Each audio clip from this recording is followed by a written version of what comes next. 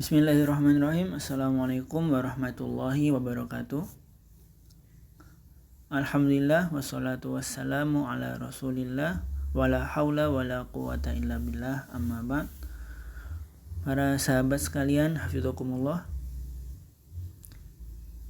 Insyaallah hari ini kita akan melanjutkan pembahasan pelajaran fikih yang kemarin kita bahas. Kemarin kita telah membahas tentang keutamaan sholat dan waktu-waktu sholat. Hari ini insya Allah kita akan membahas tentang syarat wajib sholat.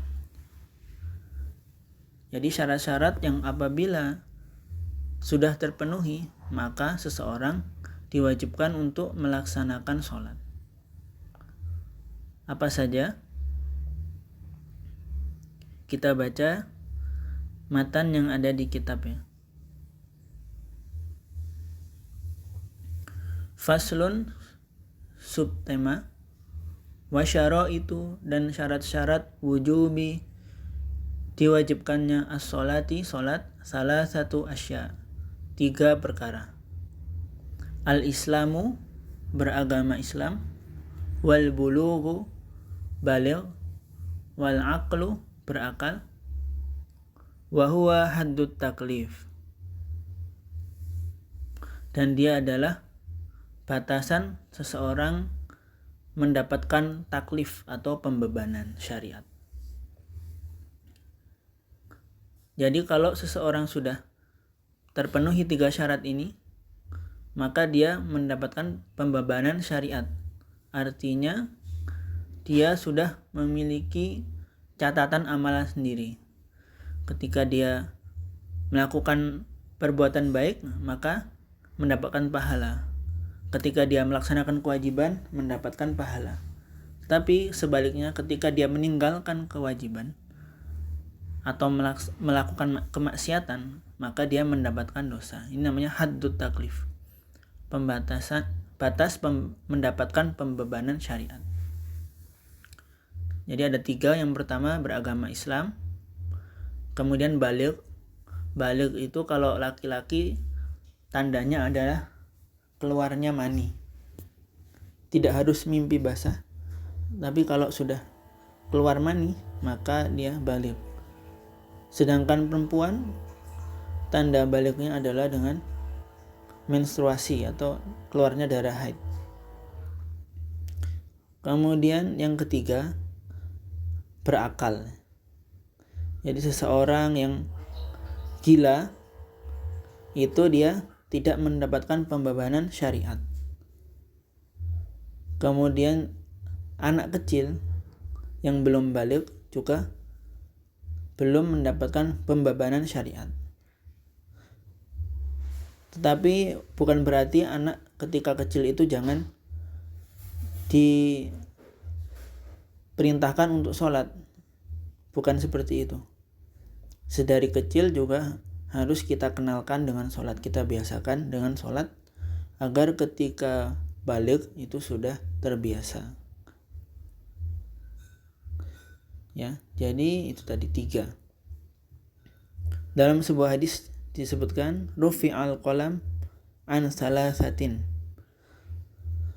pena diangkat atas 3 golongan. Maksudnya pena diangkat itu adalah dia tidak mendapatkan catatan amal kepada 3 golongannya. Yang pertama anin naim, dari orang yang tidur hatta yastaikil, sampai dia bangun. Wa anis sobi, dan dari anak kecil hatta yahtalim, sampai dia baligh. Wa anil majnun hatta yaqil, dan dari seorang yang gila sampai dia berakal. Jadi seseorang yang tidur, kemudian anak kecil dan orang gila itu tidak dihukumi dosa ketika melakukan dosa, dan tidak juga dihukumi mendapatkan pahala ketika melakukan kebaikan.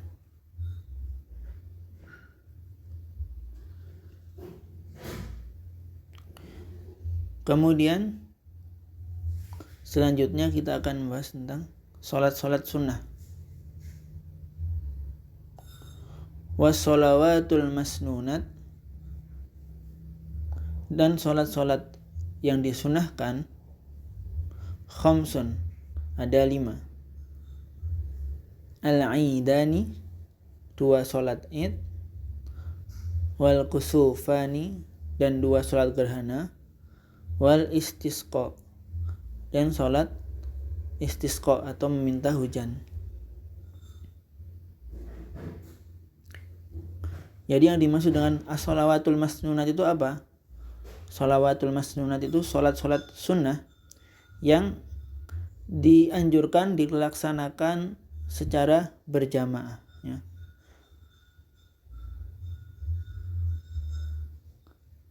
Jadi ini yang disunahkan untuk dilaksanakan secara berjamaah, yaitu sholat id, sholat idul fitri ya, pada tanggal 1 Syawal, dan sholat idul adha pada tanggal 10 Zulhijjah. Kemudian sholat kusuf itu gerhana matahari, dan sholat khusuf yaitu gerhana bulan. Kemudian yang terakhir adalah al-istisqa, sholat istisqa. Nanti insya Allah kita bahas bagaimana tata caranya. Ini yang disunahkan berjamaah. Ai sunnan muakkadan ta'kidan zaidan an ghairiha li istiqlaliha wa talabal jamaah fiha. Wa talabal jamaah. Jadi dianjurkan dilaksanakan berjamaah di dalamnya. Kemudian selanjutnya sholat sunnah yang mengikuti sholat fardu. Wasunan, dan sholat sunnah at-tabi'atu yang mengikuti lil faraidi, sholat fardu, 17 rakaat. Ada 17 rakaat, yaitu rakaatani al-fajri, 2 rakaat sebelum subuh, wa arba'un qabla zuhri, dan 4 rakaat sebelum zuhur, wa rakaatani ba'dahu, dan 2 rakaat setelahnya, wa arba'un qabla al-asri, dan 4 rakaat sebelum asar, wa rakaatani, dan 2 rakaat ba'dal maghrib, setelah maghrib. Kemudian wasalasun, dan 3 rakaat ba'dal isya'i, setelah isya, yutiru, mewitirkan, biwahidatin, 1 rakaat minhun, dari 3 rakaat tadi. Jadi sholat sunnah yang mengikuti sholat fardu itu ada 17 rakaat. Kenapa kok ganjil? Karena ketika sholat sunnah ba'diyah isya itu dianjurkan melaksanakan juga sholat 1 rakaat witir.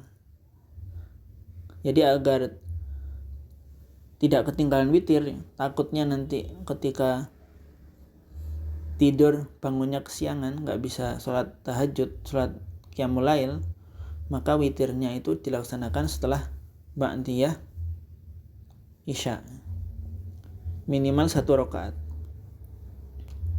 Kemudian dari 17 rakaat ini tuh ada 10 rakaat sholat sunnah yang hukumnya sunnah muakkadah. Sunnah muakkadah itu sholat sunnah yang ditekankan, karena Rasulullah SAW jarang sekali meninggalkannya. Yaitu yang pertama 2 rakaat sebelum subuh. Kemudian yang kedua 2 rakaat sebelum zuhur. Yang ketiga 2 rakaat setelah zuhur. Kemudian 2 rakaat setelah maghrib, yang keempat. Kemudian yang kelima 2 rakaat setelah isya. Jadi ada 10 rakaat sunnah yang mengikuti sholat fardu yang hukumnya sunnah muakkadah. Ini kalau bisa kita jaga ya. Minimal 10 rakaat ini untuk menyempurnakan sholat fardu kita.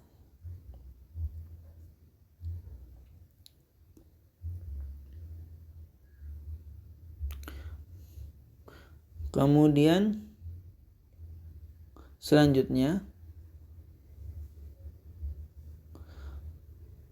sholat sunnah yang muakkadat, yang dikuatkan juga,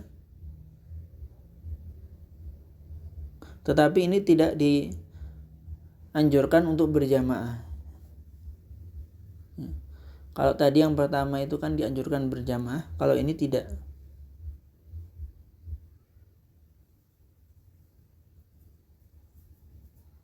Jadi yang pertama wasalasu dan 3 nawafil sholat sunnah muakkadat yang dikuatkan.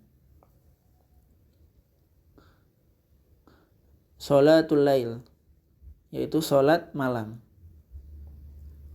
Kemudian yang kedua wasolatul duha dan sholat duha. Kemudian yang ketiga wasolatut tarawih dan sholat tarawih.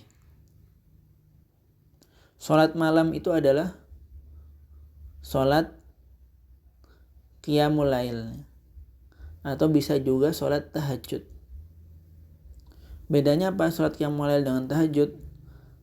Kalau sholat tahajud itu adalah sholat malam yang dikerjakan setelah kita tidur terlebih dahulu.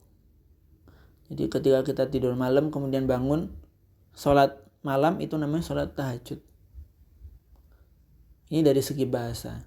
Kemudian kalau qiyamul lail itu sholat malam yang dikerjakan sebelum kita tidur. Misalkan kita tidak bisa tidur sampai jam 11 malam, 12 malam, kemudian kita sholat malam, itu namanya sholat qiyamul lail, karena sebelumnya kita belum tidur malam.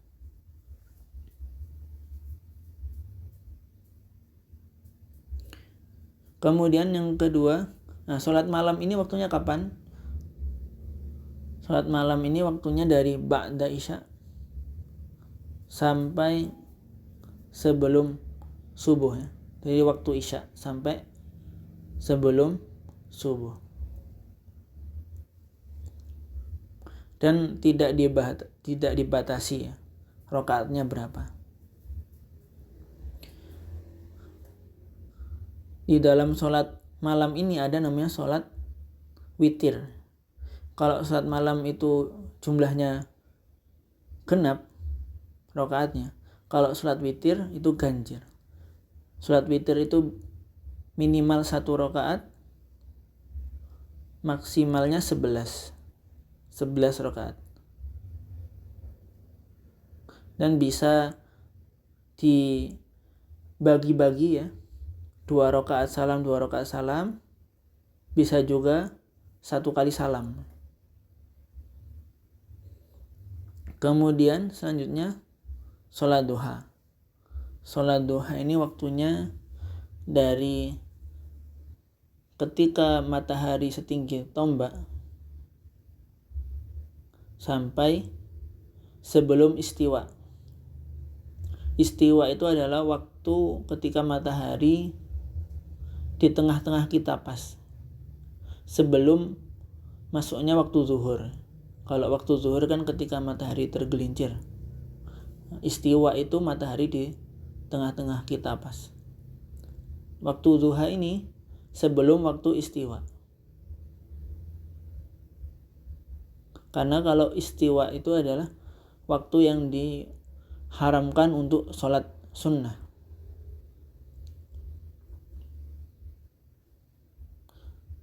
Disarankan untuk sholat sunnah mutlak. Jadi sholat duha adalah sholat yang dikerjakan dari sejak matahari setinggi tombak sampai sebelum istiwa. Jumlah rakaat sholat duha maksimal 8 rakaat. Kemudian yang ketiga, sholatut tarawih. Sholat tarawih. Sholat tarawih ini adalah sebutan sholat qiyamul lail yang dilaksanakan pada bulan Ramadan. Di sholat qiyamul lail yang dilaksanakan pada bulan Ramadan itu namanya dibedakan dengan nama sholat tarawih. Sholat tarawih ini ada yang mengatakan 8 rakaat, ada yang mengatakan 20 rakaat, bahkan ada yang mengatakan 30 rakaat.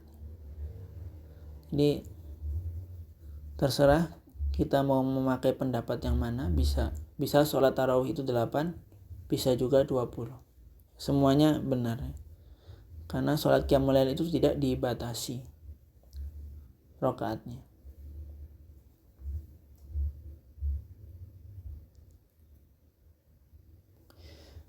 Ini tadi tentang sholat sunnah. Kemudian sholat sunnah ini terbagi menjadi 2 menurut sebab dan waktunya.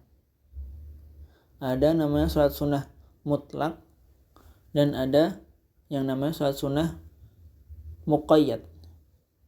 Kalau sholat sunnah mutlak itu adalah sholat sunnah yang tidak ditentukan sebabnya apa, waktunya apa. Jadi kita cuma ingin sholat sunnah saja tanpa meniatkan yang khusus. Itu namanya sholat sunnah mutlak. Kalau muqayyad itu karena ada sebab. Misalkan sholat tahiyatul masjid, itu karena kita baru masuk ke masjid. Kemudian ada sholat duha, sholat gerhana. Sholat gerhana karena ketika itu terjadi gerhana matahari atau gerhana bulan.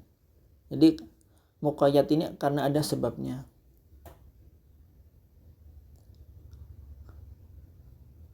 Atau karena ada waktunya, karena ada waktu tertentu. Misalkan sholat qobliyah subuh, ini karena sebelum sholat subuh, dan lain sebagainya. Jadi intinya sholat sunnah mutlak itu tidak dipengaruhi oleh sebab tertentu atau waktu tertentu. Kalau sholat muqayyad itu ada sebab tertentu dan di waktu-waktu tertentu. Untuk sholat sunnah muqayyad ini boleh dilaksanakan ketika waktu-waktunya, walaupun ketika itu bertepatan dengan waktu yang diharamkan. Misalkan seperti tadi sholat istiwa. Misalkan tadi ketika waktu istiwa waktu istiwa itu kan diharamkan untuk sholat sunnah. Yang dimaksud diharamkan ini sholat sunnah mutlak tanpa ada sebabnya. Tapi kalau misalkan ketika waktu istiwa itu kita baru masuk masjid, kemudian kita sholat tahiyatul masjid, nah itu diperbolehkan karena kita melakukan sholat sunnah muqayyad. Jadi itu perbedaannya. Jadi kalau sholat sunat mutlak itu ketika waktu-waktu yang diharamkan tidak boleh dilaksanakan. Nanti insya Allah kita bahas kapan waktu-waktu yang diharamkan untuk sholat. Tapi kalau misalkan muqayyad itu ketika waktu-waktu yang diharamkan masih boleh untuk melakukan sholat sunnah.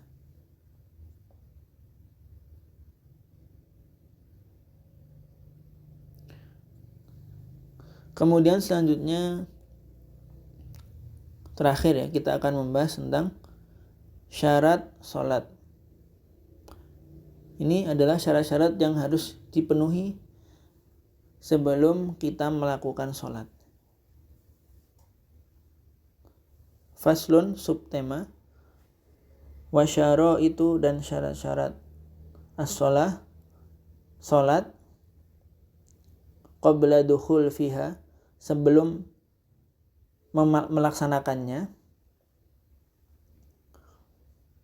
khamsatu asya, ada 5 perkara.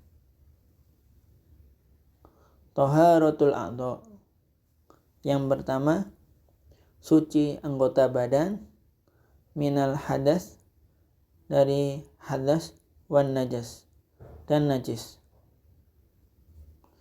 Wasatrul aurah, dan menutup aurat, bilibasin tahir, dengan pakaian yang suci. Kemudian yang ketiga, wal wuquf ala makanin tahir, dan berdiam di atas tempat yang suci.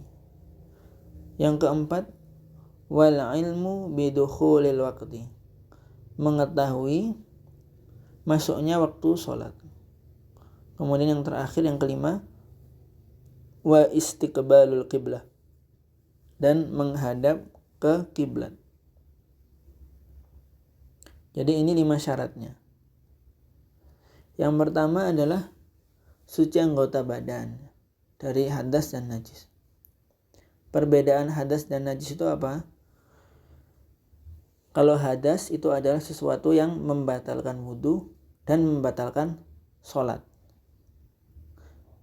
Sedangkan najis itu sesuatu yang membatalkan sholat tetapi tidak membatalkan wudu. Hadas terbagi menjadi 2. Yang pertama hadas kecil dan hadas besar. Hadas kecil contohnya kemarin kita bahas ya, apa-apa yang keluar dari lubang dubur dan kubul. Jadi buang air kecil, buang air besar, kentut, keluar mazi, itu hadas kecil. Cara mensucikannya dengan berwudu. Kemudian hadas besar, contohnya keluar mani dan haid bagi perempuan atau nifas.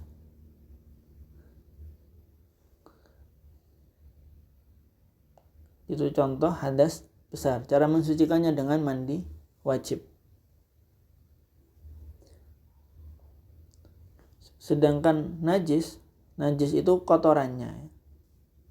Najis terbagi menjadi 3. Yang pertama najis mukhaffafah atau ringan, yaitu contohnya kencing bayi laki-laki yang hanya minum ASI.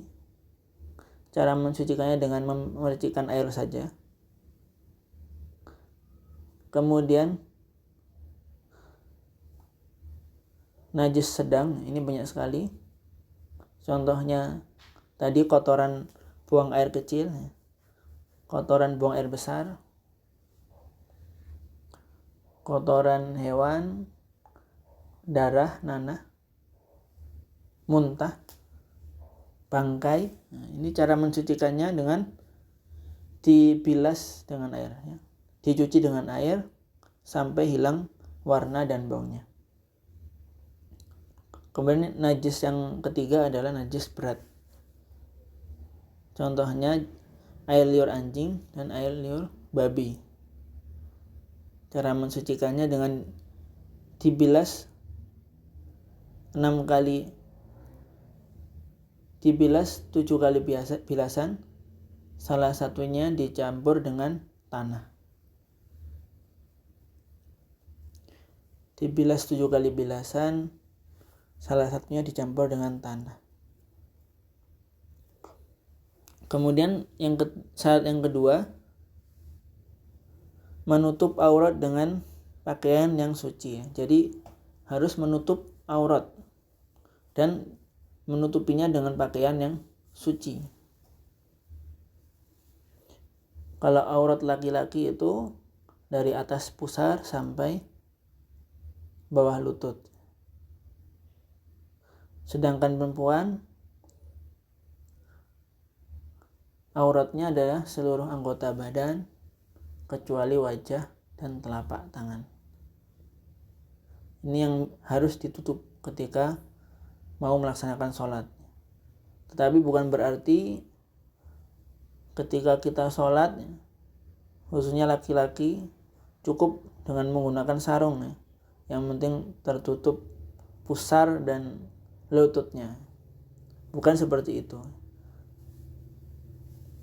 Karena dalam sebuah ayat dalam Al-Quran Allah berfirman ya, khuzu zinatakum inda kulli masjidin.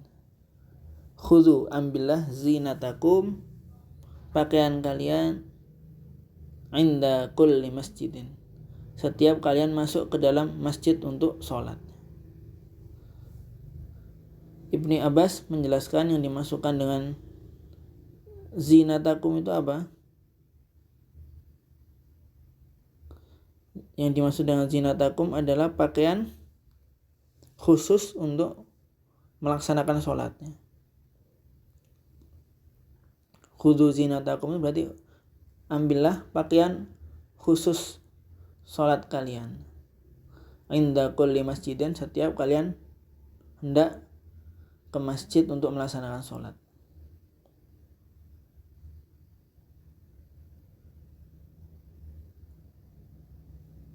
Jadi al-muradu bihi asyab fis sholah, pakaian sholat. Jadi harus kita bedakan pakaian yang kita kenakan untuk main, untuk tidur, dengan pakaian yang kita kenakan untuk sholat. Harus ada pakaian khusus. Kalau kita pergi ke mall, rekreasi saja, kita memakai pakaian yang rapi, yang bagus, apalagi ketika kita sholat. Jadi jangan cuman yang penting menutup aurat, tidak seperti itu. Walaupun secara fikih memang sah, mungkin itu kalau benar-benar daruratnya bisa. Kemudian syarat yang ketiga, berdiam di tempat yang suci. Jadi bukan hanya badan kita, pakaian kita, tapi tempatnya juga harus suci. Pilih tempat yang tidak ada najisnya.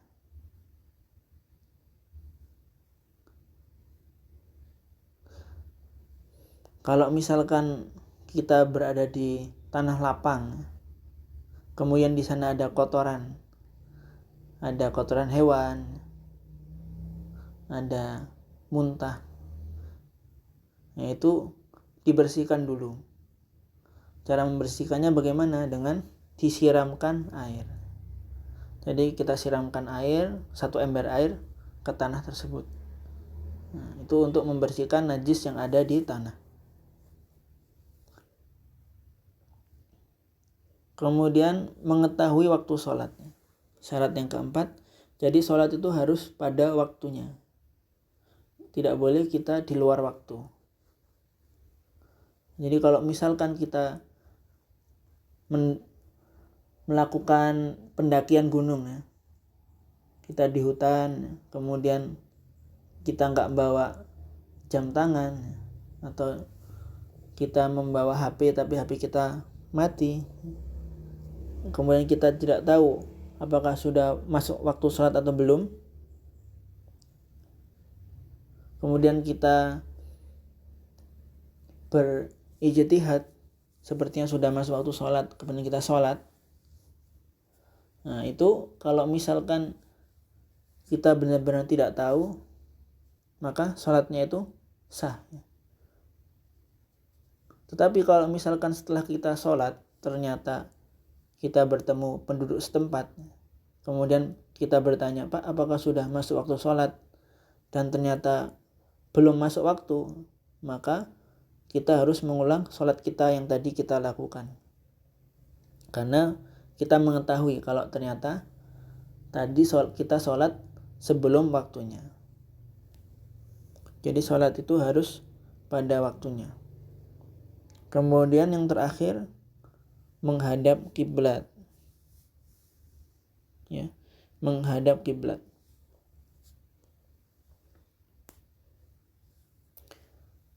Kiblat sholat itu di mana? Kalau orang yang berada di Masjidil Haram, itu kiblatnya menghadap ke Ka'bah. Sedangkan orang yang tinggal di Mekah dan sekelilingnya, itu untuk memudahkan patokannya adalah menghadap Masjidil Haram. Jadi walaupun sebenarnya kiblat itu Ka'bah, tetapi untuk memudahkan patokannya adalah Masjidil Haram untuk yang sekitar Mekah. Sedangkan yang jauh dari Mekah, yang ada di dunia yang lain, contohnya kita yang di Indonesia, itu patokannya kota Mekah. Itu untuk memudahkan. Jadi menghadap ke kiblat.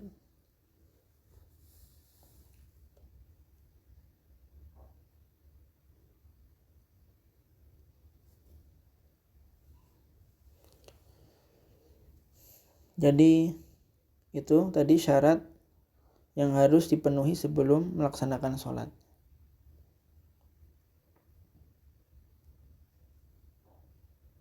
Mungkin untuk pertemuan hari ini kita cukupkan. Semoga bermanfaat. Assalamualaikum warahmatullahi wabarakatuh.